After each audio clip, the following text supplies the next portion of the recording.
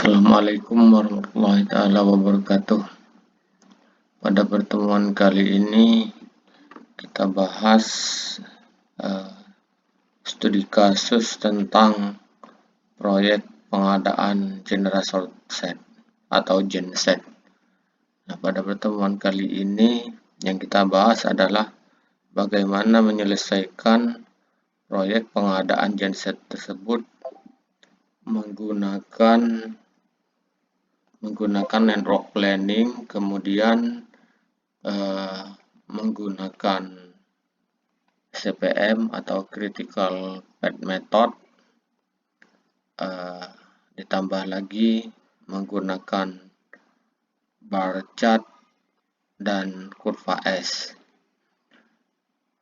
Nah, pada pertemuan ini yang kita bahas adalah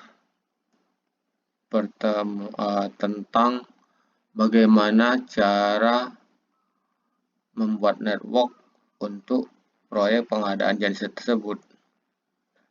Nah, di sini sudah kita bikin item pekerjaan.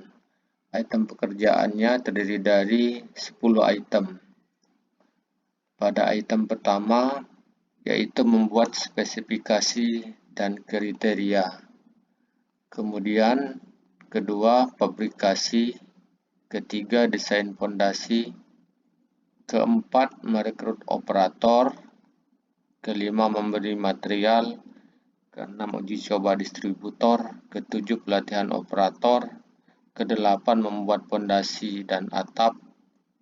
9, transport dari pabrik ke lokasi. Dan yang terakhir adalah memasang startup dan panel. Nah, item pekerjaan ini kita jadikan kodenya menjadi A, B, C, D sampai G. Jadi ada 10 item pekerjaan kita jadikan pengkodean dengan menggunakan abjad. Nah, kemudian kita tahu bahwa ada pekerjaan pendahulu atau pekerjaan sebelum. Nah, pekerjaan sebelum ini terdiri dari A yang dimulai berarti pekerjaan sebelumnya belum ada, B pekerjaan sebelumnya A, C sebelumnya A, D sebelumnya A, E sebelumnya C, F sebelumnya B, G sebelumnya D, dan B, H sebelumnya E, dan seterusnya. Kemudian waktu pengerjaan proyek tersebut kita gunakan waktunya adalah minggu. Jadi dimulai dari membuat spesifikasi teknis itu diperkirakan waktu yang dibutuhkan adalah 1 minggu. Kemudian fabrikasi generator 4 minggu dan seterusnya. Nah, setelah itu kita rangkai menjadi network. Ini networknya sudah saya bikin tapi tetap saya jelaskan. Nah, di mana network yang kita bahas ini menggunakan AOA, Activity on Arrow. Nah, jadi yang pertama adalah pengkodeannya A atau membuat spesifikasi. Itu pekerjaan pendahulu, berarti ini pekerjaan awal A. Kemudian dilanjutkan dengan pekerjaan B, C, D ini adalah bagian dari sesudah pekerjaan A. Nah, di sini ada 3 cabang. Jadi pekerjaan B, C, dan D. Nah, masing-masing 3 cabang ini nanti ada pekerjaan sebelum. Nah, pekerjaan E ini itu sesudah pekerjaan C. Nah, berarti dia ada di belakang C. Kemudian pekerjaan F sesudah pekerjaan B. Nah, ini kan. Kemudian pekerjaan G sesudah pekerjaan D dan B. Kenapa ada garis putus-putus? Karena di sini ada dummy. Karena G ini menunggu B dan D. Tapi dummy-nya ada. Berarti pada dummy ini ada 0 waktu kan. Kemudian lagi pekerjaan H. Dia pekerjaan pendahulunya atau pekerjaan sebelumnya adalah pekerjaan E. Sedangkan I pekerjaan F. Nah, di sini akan bertemu 3 cabang pekerjaan I, G, dan H. Nah, kemudian pekerjaan G, pekerjaan sebelumnya adalah pekerjaan I, G, dan H. Ada keliru sedikit ya. I, G, dan H.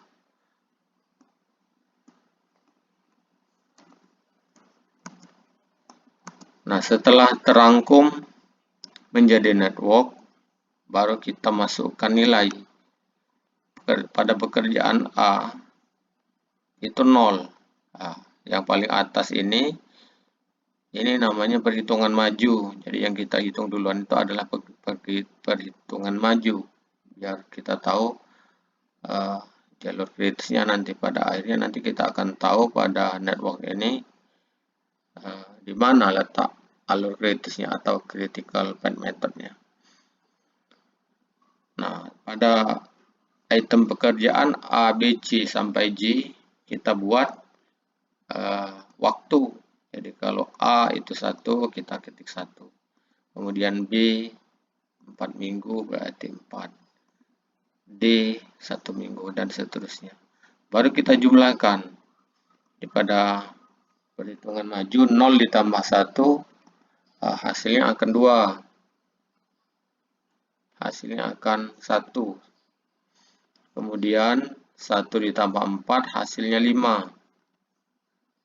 Nah, kemudian lagi 5 ditambah 2, ini waktu F ini 2, hasilnya 7. 7 ditambah 2 hasilnya 9. Tapi di sini nanti belum bisa kita ketik, tapi kita bikin dulu bahwa pada pekerjaan F itu hasilnya 9. Hasilnya 9.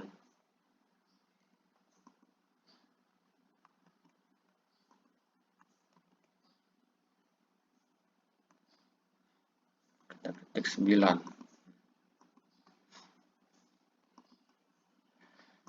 Selanjutnya pada alur kedua. Pada alur kedua untuk perhitungan maju kita hitung 0 ditambah 1 hasilnya 1. 1 ditambah 1 hasilnya 2. 2 ditambah 1 hasilnya 3. Nah, di sini kelihatan 3 kan. 3 hasilnya. Nah, 3 ini kita isi dulu. 3 kan ini. Hasilnya 3. Kemudian lagi pada alur yang ketiga kita hitung lagi 0 ditambah 1 hasilnya 1. 1 ditambah 4 hasilnya 5. Kemudian 5 ditambah 1 hasilnya 6. 6 ditambah 2 hasilnya 8. Hasilnya 8. Nah, yang kita ambil yang terbesar, nilainya kan kita ambil yang terbesar. Berarti angka 9 pada alur yang atas. Alur yang atas ini nilai yang terbesar adalah 9. Jadi pada perhitungan maju kita ambil nilai yang terbesar adalah 9. Hasilnya 9. Kemudian kita lanjutkan lagi sampai perhitungan terakhir. Jadi 9 ditambah 2 hasilnya 11. Nah, ini hasilnya 11. Lanjut lagi perhitungan mundur. Nah, pada perhitungan mundur ini nanti apabila ada pertemuan 3 cabang pekerjaan, nanti yang kita pilih adalah nilai pekerjaan yang paling kecil kan. Ini kita isi 11. Kemudian 11 dikurang 1, 11 dikurang 2 hasilnya 9. Kemudian 9 dikurang 2 hasilnya 7. 7 dikurang 2 hasilnya 5. 5 dikurang 4 hasilnya 1. Tapi di sini kita isi dulu 1 karena ada 3 macam pekerjaan di sini. Terdapat 3 macam pekerjaan kan, pertemuan 3 pekerjaan. Kemudian alur kedua. Alur kedua 9 dikurang 1 hasilnya 8. 8 dikurang 1 hasilnya 7. Kita ketik dulu 7 karena yang kita ambil nanti nilai yang terbesar. Nilai yang terbesar daripada hasil pekerjaan ini. Kemudian pada perhitungan mundur alur yang ketiga kita hitung 9 dikurang 2 hasilnya 7. Kemudian lagi 7 dikurang 1 hasilnya 6. Lantas 6 dikurang 4 hasilnya 2.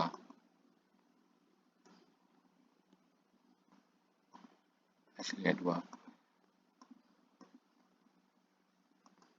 Nah, jadi pada 3 cabang pekerjaan ini ada 3 hasil, kan ada 1, 7, dan 2. Kita ambil nilai yang terkecil. Nilai yang terkecil adalah 1. Kita ambil. Kita isi 1. 1 dikurang 1 hasilnya 0. Nah, lantas kita lihat yang mana pekerjaan yang dinamakan pekerjaan kritis. Alur kritis atau pekerjaan kritis itu berada di alur A, B, F, I, dan G. Nah, jadi di sini kelihatan kita kasih warna merah. Nah, ini yang warna merah ini alur yang kritis. Alur yang kritis yaitu pada alur A, B, F, I, dan G.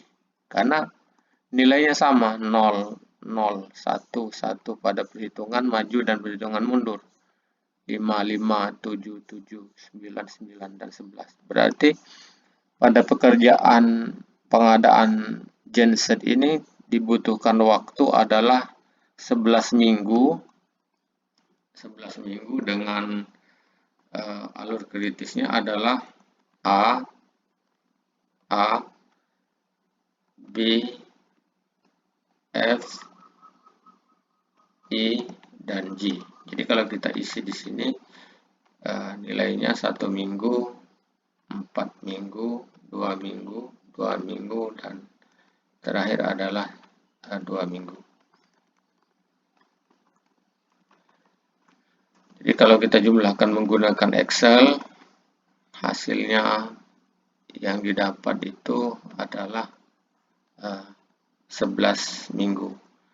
Nah, kenapa dikatakan kritis? Karena apabila satu pekerjaan mengalami keterlambatan, maka akan diikuti oleh pekerjaan berikutnya. Pekerjaan berikutnya yang menunggu itu, maka akan terjadi keterlambatan. Nah, mungkin itu saja pertemuan hari ini. Nah, nanti kita lanjut lagi bagaimana cara menghitung network, kemudian lagi critical path method, bar chart, dan FAS atau S-curve. Demikianlah, sampai jumpa lagi di pertemuan bagian kedua. Terima kasih.